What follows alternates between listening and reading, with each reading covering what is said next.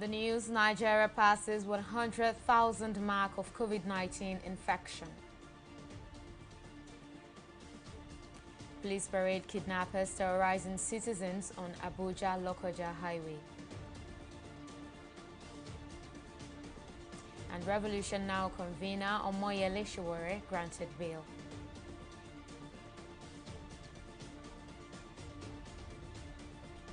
Many thanks for joining us on the news. I am Oni Adekunle. Now, Nigeria has reached another devastating milestone as 1,024 people have tested positive for COVID-19 in the last 24 hours. According to the Nigeria Center for Disease Control (NCDC), the new figure catapulted the country's total cases to 100,087. Now, this is coming about 11 months after the country recorded its first infection in an Italian traveler on February 27, 2020. The spike in infections is also leading to fatalities, as the deaths of 8 persons on Sunday have taken the death toll to 1,358. Active cases stand at 18,699, while discharged persons are 80,030. Data from the NCDC also confirms that the current over 1,000 infections in the country were reported from 16 states, with Lagos leading with 653 cases, followed by Plateau and Benue with 63 and 48 cases respectively. And despite campaigns and enlightenment by government on the need for Nigerians to take responsibility in containing the spread of the COVID-19 pandemic, many people are still deliberately violating the safety guidelines. The Lagos State Police Command over the weekend arrested over 200 Lagosians who violated government's curfew and went clubbing in different parts of the state. Abisola Adebayo now reports. Throughout last week, Nigeria's COVID-19 cases on a daily basis were above 1,000, and now the country has crossed the 100,000 mark. With inadequate facilities to cater for the country's population, taking necessary precautions to avoid the infection becomes an important option for everyone. The Presidential Task Force says the situation could get even worse in coming days if citizens keep throwing caution to the wind. We need, as a population, to advise our young ones to please adhere to the non-pharmaceutical interventions. We have seen where there are a lot of partying and beaching in places, and now we are seeing a lot of cases coming up. So the onus is on us, especially the young ones, to adhere strictly to the protocols for their own health and the health of people around them. For these ones, the advice by the Presidential Task Force to take responsibility and avoid clubbing means little. Middle-aged young ladies and men, all arrested in the heat of dancing and drinking, 213 in all, picked up at clubhouses in Bode Thomas, Surulere and Ajoshi Adeogun in Victoria Island, Lagos.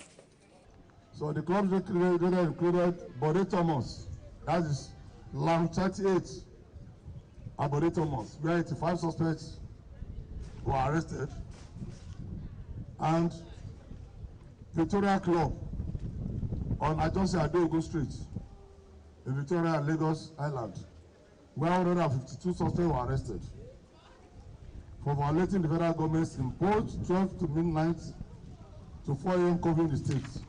The suspects arrested so far by the command have been charged to court, and this set arrested overnight will be arranged to court immediately and now. The Lagos State Commissioner of Police explains that while the government is making efforts to reduce the infections, these youths are deliberately sabotaging the efforts. So the punishment, not only for those that go to club, now for those, the owners of the club, and we shall go after them and make them to face the full wrath of the law, because they are deliberately, for their own pecuniary gain now, violating this.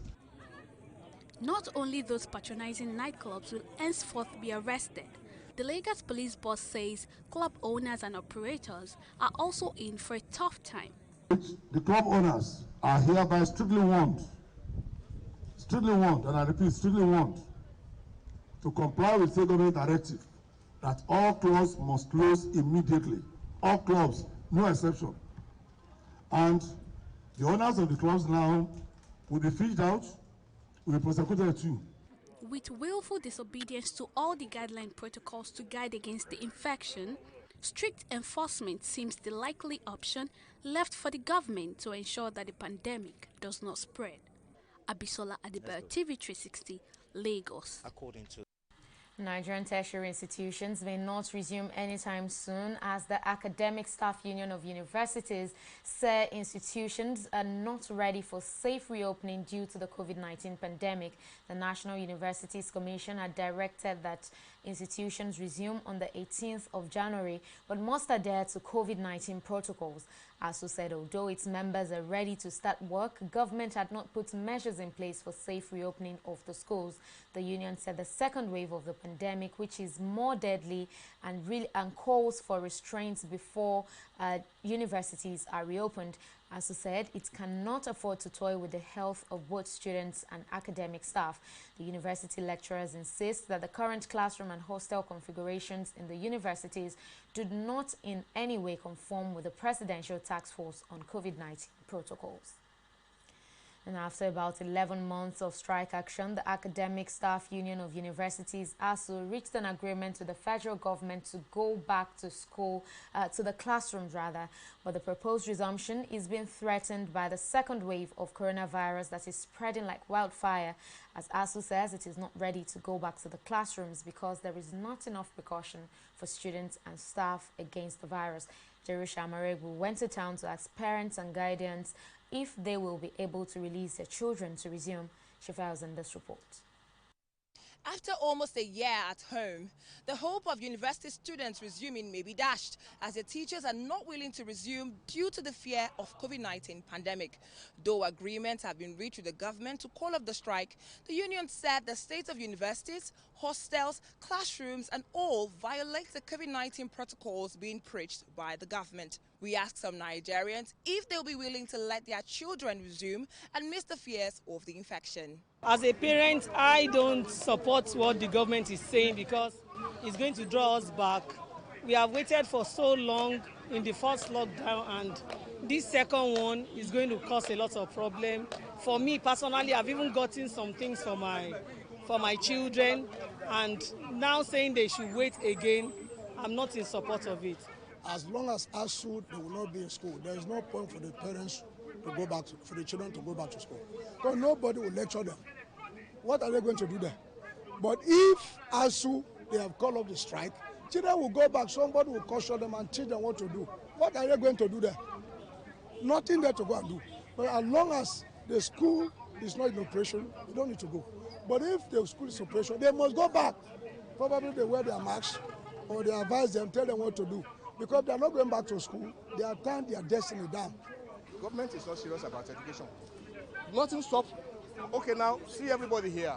We are going, we are moving. Markets is on. Churches, they are doing their things. The mosques are doing their things. What stops students from going back to school? What stops students from the normal activities of about 7 to 8 hours and coming back home? Whereas you have people selling their wares and everybody patronizing them here and there from 6 o'clock to 7 o'clock, 8 o'clock in the night. And yet, we will not have them contacting COVID.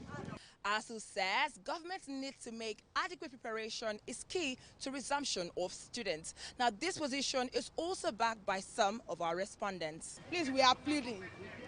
Staying at home around this year again will be a very big challenge for parents. Children are prepared to resume. Though we know that this COVID is real. It's real. And everybody is just trying to take the precaution for it. Especially parents should educate their children how to take all these precautions important. When they are going out, they should use their nose mask. They should wash their hands regularly so that they will be safe. I think that's what we need. The best thing for me is that let them take the necessary precautions. Let them take it well. Let them go into schools and make sure that all these precautions is taken seriously. And because we can't continue to stay back at home, we are not going to move forward by that. The second wave of the pandemic seems more frightened with high rate of infections and mortality. This is gradually putting activities across the globe to a halt, while there are fears that another round of lockdown may be imminent. Jerusha Amaregbu, TV360, Nigeria. Now, this is something you hardly hear about because it rarely happens. A kidnapper kidnapping another kidnapper. But that is the case of one notorious kidnapper who was paraded in Abuja today by the Special Tactical Squad working in collaboration with the Intelligence Response Team of the Nigerian Police, along with other suspects for crimes ranging from car snatching, homicide, armed robbery, and other related offences. NIKKEI has details of that story in this report. It's the first parade of the year carried out by the Nigerian police force. All the 17 suspects were arrested for various offenses and paraded before journalists at the Special Tactical Squad office in Abuja. The one that caught the attention of everyone is the arrest of Buba Bargu, an alleged 35-year-old man, a notorious kidnapper who specializes in terrorizing citizens along Abuja-Kaduna Road and Abuja-Lokoja Road, as well as other adjoining states. Bargu was alleged to have kidnapped one Muhammad Amodu, another gang leader, extracting ransom payment from him and then forcing him to join his gang. To tell you how complicated the criminal enterprise of kidnapping and banditry has become, Muhammad, who is a gang leader in his own right, was equally kidnapped by Buba Bargu. This is Mohammed, alias Confirmed. And Buba is the head of a very vicious gang of bandits and kidnappers. Mohammed is yet another gang leader who is also feared and revered in the bush by other criminal elements. Yet, Bargu took Buba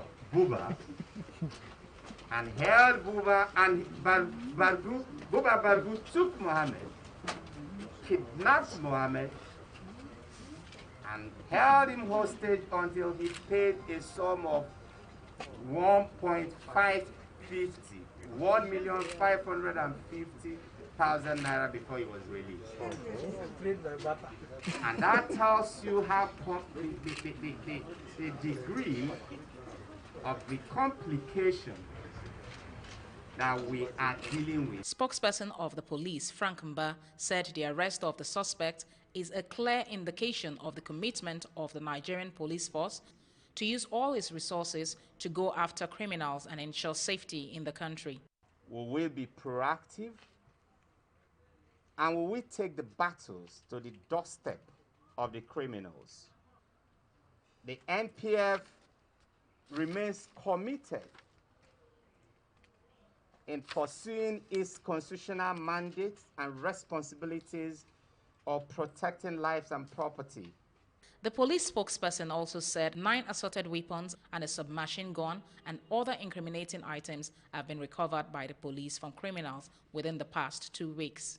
3,347 firearms, mostly in the AK-47 family, were also recovered. In addition, with a total of 13,496 live ammunition, assorted vehicles were also recovered and released to their owners. 1,002 victims of kidnappings, 1,002 victims of kidnappings were also successfully rescued and reunited with their families. From Abuja, NIKKEI, TV360 News. A magistrate court in Abuja has granted the convener of the Revolution Now movement Owonyele Sowore bail in the sum of 20 million naira with 2 sureties. The magistrate, Mabel Shegun Bello, in a ruling, said the court granted Sowore and his co-accused bail because they did not fall short of the conditions of their detention, adding that the bail was given to fulfill their fundamental rights to liberty. She, however, said that the accused should be kept under close watch to ensure that the public peace is maintained. Sowore and others were arrested on December 31st, 2020 by the police and charged with unlawful assembly, incitement, disturbance, and criminal conspiracy. Non-teaching staff in Nigerian universities say they have concluded arrangements to embark on a 3-day nationwide protest following federal government's refusal to address their demands about integrated personnel and payroll information system (EPIS). That's the sharing formula of the 40 billion naira and academic allowances, non-payment of arrears of the new minimum wage, amongst others. The workers under the auspices of the Joint Action Committee, which consists of the Non-Academic Staff Union of Educational and Associated Institutions and the Senior Staff Association of Nigerian Universities, have been directed at all branches to mobilize other members for the rallies. In a communique signed by the president of one of the unions, Mohammed Ibrahim, and the General Secretary of NASU, Peters Adeyemi, the union said, having reviewed the Memorandum of Understanding signed with the federal government on October 20, 2020, the strike becomes unavoidable. And the Senate of the Lagos State University, LASU, has appointed Damola Oke as the acting vice-chancellor of the institution. Oke's appointment was announced during the university's emergency Senate meeting today. And before now, it was the deputy vice-chancellor administration of LASU. Last week, Governor Babajide Sanwo-Olu cancelled the process for the appointment of a substantive vice-chancellor for the institution and further directed that a fresh process that would terminate in 45 days should commence immediately. Sanwo-Olu said the decision followed a thorough investigation and stakeholders' engagements, which were necessitated by various petitions against the selection process. Oke takes over from the outgoing vice-chancellor, Olanrewaju Fagbon, whose tenure expires today. Well, we'll take a short break here, but still to come, Minister of Transportation Rotimi Amechi says second wave of COVID-19 delaying Lagos-Ibadan rail project. Details after this break.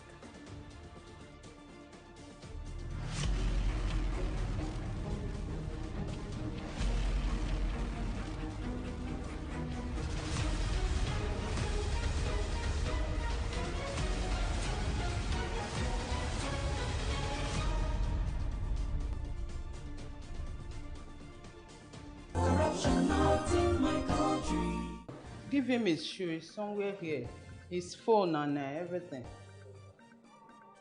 Don't do like that today, no. Thank you. So, bye-bye. Hey, Where do you think you are going? Ho! You never shake body. Eh? You never shake body. Shake body, see? Huh? You never shake body. Eh? You never shake body. I don't get comfort for my body. You go take for here. Sit down there. What's this man still doing here? They say I do shake body. I shake body, I shake body. They say I do this. And I say I don't get color. You are asking for money. Sorry, ma'am. Asking for money to bail a suspect is an act of corruption. Both of you will be punished. Corruption is not allowed within the force. Remember, police is your friend. Giving and taking bribe is wrong. Corruption, not in my country. Stop corruption now. Corruption not in my country. Glad to have you back. Here is a quick reminder of some of our top stories tonight. Convener of the Revolution Now movement, Omoyele SOWORE, has been granted bail by a magistrate court in Abuja. SOWORE is to provide 20 million naira bond and 2 sureties. And we also told you that the Nigerian police force has paraded suspected kidnappers who operate along Abuja-Lokoja highway. Ammunition and other dangerous weapons were recovered from the suspects. And in case you missed any of our news bulletin or for more updates, do log on to our website on www.tv360nigeria.com. You can also follow us on all our social media platforms on Twitter, Instagram, YouTube and Google Plus at TV360 Nigeria. On Facebook, we're at TV360 Online.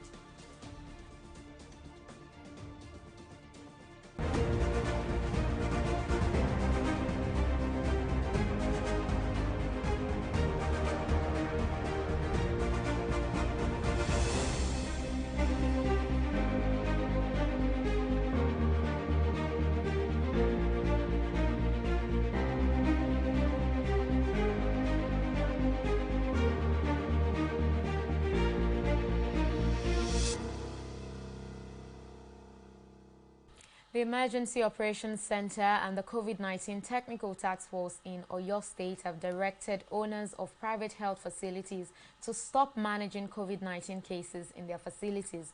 Chief Press Secretary to the Governor, Taiwo Adisa, in a statement confirmed that the private healthcare providers had linked the recent rising cases of COVID-19 in the state to the management of the pandemic. He therefore enjoined the health workers to comply strictly with the state's advice, reiterating that the Oyo State government could not afford any depletion in the healthcare workforce due to ill health arising from coronavirus infections.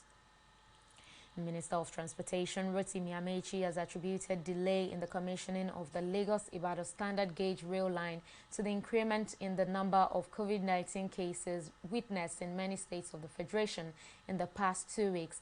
Amechi disclosed this while reviewing the performance of the ministry in the past few years and the outlook for 2021 on a televised broadcast on Monday.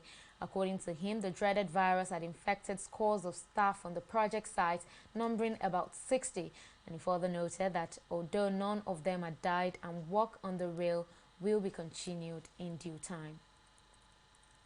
And all passengers arriving in the United Kingdom will be required to prove that they do not have coronavirus by showing a negative test result taken within 72 hours of the start of their journey.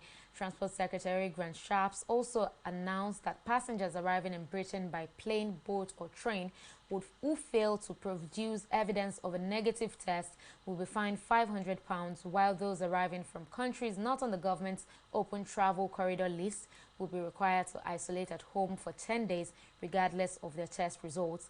According to Shapps, the plan is aimed at stopping the new strains of COVID-19 coming into the UK, such as one identified in South Africa, as the government accelerates the rollout of vaccines.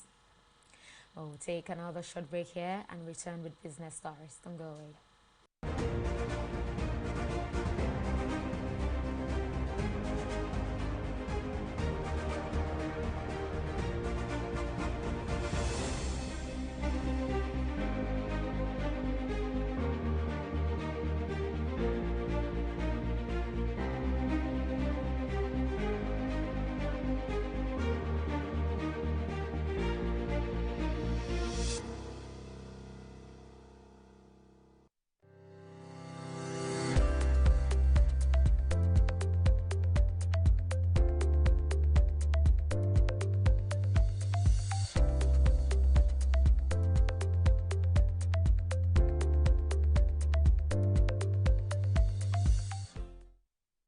Welcome back. Let's now join Abisola Adebayo for the latest developments in the world of business. Aisha, please give us updates.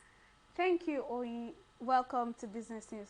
Nigeria telecommunication providers increased their internet subscriber base by 7.88 million in the third quarter of 2020. This is according to the latest telecoms report released by the National Bureau of Statistics. According to the report, the total number of internet subscribers increased by 7.87 million in the third quarter of 2020 from 143.6 million recorded in the previous quarter to 151.5 million subscribers. Also, it increased by 28.3 million as against 123 million recorded in the corresponding period of the third quarter of 2019. While for voice calls, the customer base for telcos increased by over 9 million in third quarter of 2020 compared to the previous quarter. The Asset Management Corporation of Nigeria, AMCON, has called on all agencies of the federal government and all stakeholders to join its debt recovery drive as it hopes to secure an outstanding debt of 4.4 trillion naira. AMCON in a statement noted that a failure to recover the debt would further worsen the nation's economy. According to the agency, the 4.4 trillion naira is bigger than the entire 2021 capital expenditure budget of the federal government, which stands at 3.85 trillion naira. The amended AMCON Act, signed by President Muhammadu Buhari, gives AMCON powers to recover debts owed by obligors, and after over 9 years into its operations, the agency has recovered 1 trillion naira through asset seizures and cash payments. We'll take a pause here and return with stock market review. Stay with us.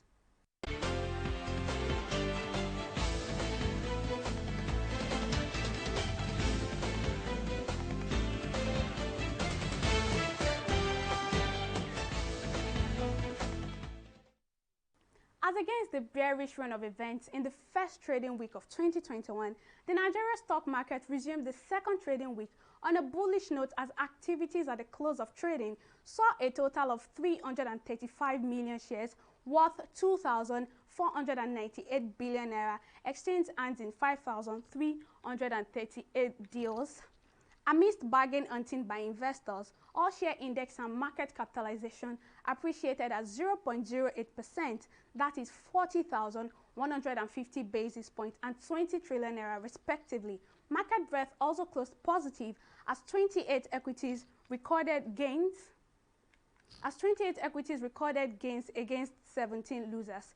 Ardova PLC from the oil and gas sector led the chart of top gainers as it recorded 1 naira 6 kobo gain and was closely followed by Presco from the agricultural sector with 1 naira gain. Flour Mill PLC and Berger rounded up the list of top 4 gainers with combined 82 kobo gain.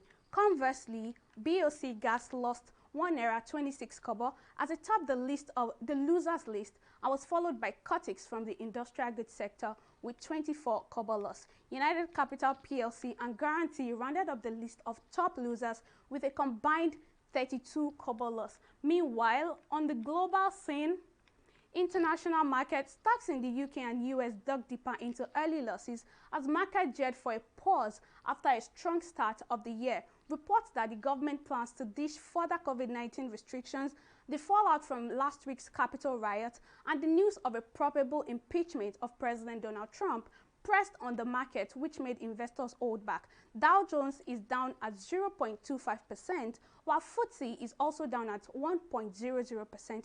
On the other hand, despite its not-so-good start of the year, Asian stocks NIKKEI has managed to keep its head above water as it is up by 2.36%. That's all on Stock Market Review. It's back to Oyi for the rest of the news. Thank you very much for that update, Abisola. We'll move on now to the foreign scene, where U.S. President-elect Joe Biden has announced former Deputy Secretary of State William Burns as his nominee or as Director of the Central Intelligence Agency, CIA, a former ambassador to Russia and Jordan. Burns mostly recently served as Deputy Secretary of State under former President Barack Obama and has held other diplomatic posts over a 3-decade career in Republican and Democratic administrations. Burns is the last major nomination for Biden, who takes office in 9 days. And it's now time for entertainment reports on News Now.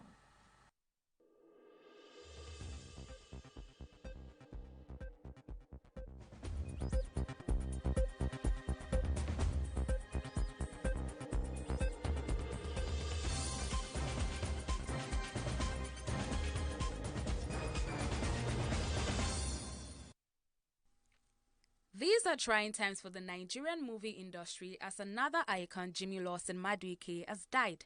The movie star died on Saturday after complaining of body pains. His death has been confirmed by the president of the Actors Guild of Nigeria, Emeka Rollas. Until his death, the Imo State-born veteran actor was an accomplished writer, radio broadcaster and voiceover artist before venturing into Nollywood. He joined the movie industry in 2004 and has since acted in more than 150 movies where he mostly played the lead role. The movie star's death will be a great loss to the movie industry. May his soul rest in peace. Controversial celebrity blogger Tunde Ednut has opened a new Instagram page after his former verified account was pulled down by the social media app. The blogger lost his 2.6 million verified page after it was reported as spam by an online user. The blogger shared fresh posts on his new page on Sunday with a caption noting that he is back. Fans have expressed excitement at his return following their active campaign and agitation for his return to Instagram, with colleagues calling on fans to follow his new page. Interestingly, the blogger hit 500k followers in 4 hours of his return and promised to give out the sum of ₦1 million and a car to 2 lucky fans. Nigerian actress Victoria Inyama has been hospitalized after testing positive for coronavirus. The movie star took to her Instagram page on Sunday, where she shared a video of herself in the hospital wearing a nose mask and plunked onto a ventilator on a bed. The video was posted with the caption, "What a Christmas and New Year. What a 2021. COVID is a terrible, terrible virus. I can't even explain. So exhausting. 3 weeks and still counting." And that's all we have for you on the entertainment segment of News Now.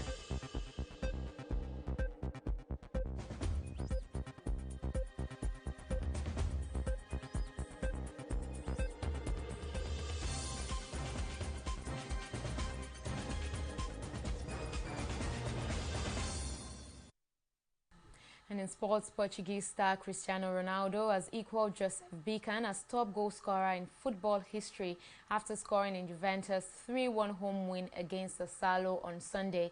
Ronaldo scored his 22nd goal for the club and country this season as Juventus moved up to 4th place on the table. As Ronaldo sealed the victory on Sunday, he netted his 759th goal, a record now only matched by Bican, the Austrian Czech striker who played between 1931 and 1955. Well, with that, we've come to the end of news now. At this time, we thank you very much for watching. I am Oyi Adekunle. We leave you now with Weather Report. Bye for now.